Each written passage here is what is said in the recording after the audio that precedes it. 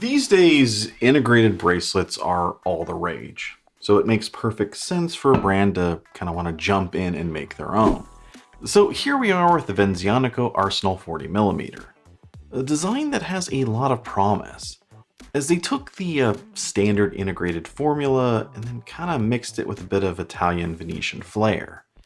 But unfortunately, and I'm just going to tell you this right up front, this watch doesn't quite live up to that promise. And I'll explain what I mean in a second. But first, I do need to point out that the brand did provide this watch and that they aren't asking for it back. Hence the whole promotional tag thing at the beginning. Now, normally when I do a review, I kind of like to start off by talking about the specs and then go into the design, just to give you a chance to take it all in before I really start digging into any issues. But with this one, the issues here are pretty glaring, and I'm betting you've already noticed it. So rather than just kind of drag this out, I figured the best thing to do is just sort of rip that Band-Aid off right away. And if you hadn't noticed it, it's that the contrast of the hands here, the readability overall, just plain sucks. And this is regardless of whether or not you want to look at this as something more of a dress watch or something more casual. A sports watch, it's always sort of in between.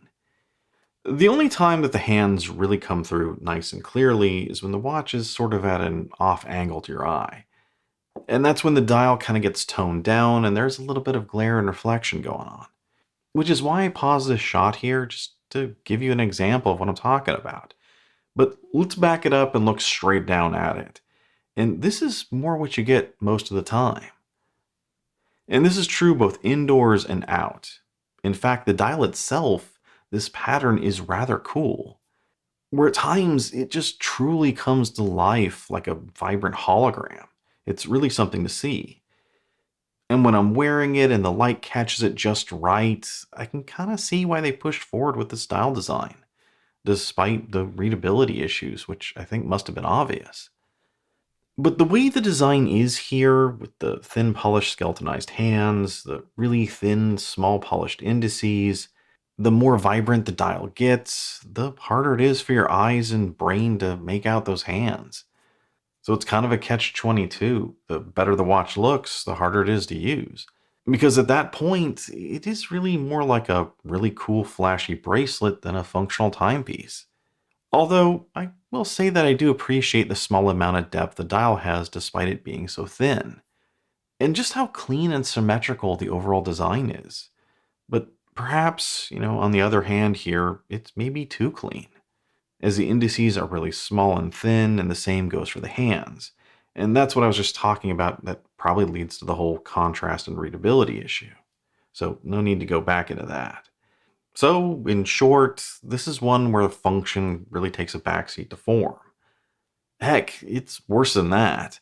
It's not just in the back seat, but more in those tiny third rows that are in all the SUVs these days. The ones no one wants to sit in. It's way back there. Which is something I find really disappointing, because I think there is a lot of promise in the rest of what makes the Arsenal. As a platform, I think it shows a lot of promise. It just needs a different dial and handset to go with it. Because it is a rather attractive looking case. It takes the same formula Tissot started with their PRXs, and then just tweaks it a bit to make it their own, where it has more of an emphasis on its polished chamfers and flashy bezel, complete with a coin-edged base. Now, I hate to be the guy that's always kind of saying, oh, this should be smaller just because it should be smaller, but here it really should be smaller. And I think they should have gone with a 38mm case, not a 40. And if history's any indicator, they probably will eventually, because that's exactly what they did with their Ultra Black watch. It first came out in 40mm, sold out multiple times, only to be followed up with a 38, just because of all the demand. So I wouldn't be surprised if a 38mm version of this is already in the works. But either way, it's a sharp-looking case that fits perfectly into this genre, while standing out with some unique tweaks. It's just that the 40mm version is going to have a bit more presence. It's also very comfortable, and I love the way it looks on both the bracelet and its rubber strap, which you can swap out. We also can't forget how thin this thing is. Yes, there's no second hand here, but as it is, we're talking just under 9mm for an automatic. And when you're talking about an all-purpose sports watch, that's fantastic. Makes it a watch that you really should be able to go anywhere and do anything with. Which is why it's kind of confusing that they only gave this thing 50 meters of water resistance, because this makes it a little bit more of a dress watch than a true sports watch. But beyond that, I think the sharp, bold design here mixed with a great, comfortable, thin watch gives the whole thing a lot of potential. They just really need to figure out a good dial and handset to go with it to make it a complete package. Now, before we wrap this whole thing up, there are a couple more things I want to point out. Like the price. MSRP here is $800 on its bracelets, and that does seem a tad high. But at the same time, Venezianico always does seem a tad high. And as it is, it kind of puts it right in the middle of a Tissot and the CW12s. I also really like the design of the case back, a cityscape of Venice. But that laser etched pattern does feel a little rough on the old fingers when you touch it. And lastly, I do like the ability to swap between the bracelet and the rubber strap, and I think it looks brilliant on either. On the bracelet, it looks a little bit more dressy, yet somehow still kind of tooly, while the color matched rubber straps with the stainless end links look really cool and casual. And I actually thought I'd like it better on the bracelet, but turns out I liked wearing it on the strap more.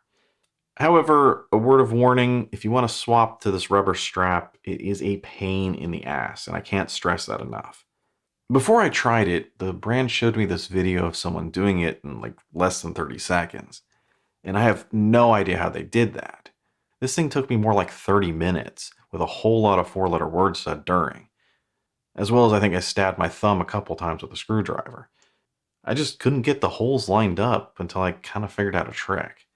So if you do happen to get one of these and you want to swap it to the strap, just be prepared for that and have some patience. Bottom line though, this is not a watch I can recommend in its current state. I mean, it does look good on your wrist, but it doesn't really work that well as a watch. At least not until they figure out a new dial and handset to go with it, at which point we might be talking about it again. But until then, if you're interested in something like this, just stick with the PRX or save up a little bit and get one of the 12s. Now, as usual, let me know your thoughts on this one down below, as well as what do you think about the PRXs and the Christopher Ward 12s. And as always, you guys know what to do. Like, comment, subscribe, all that jazz. I'm Shane, this is Relative Time, and I'll see you next time.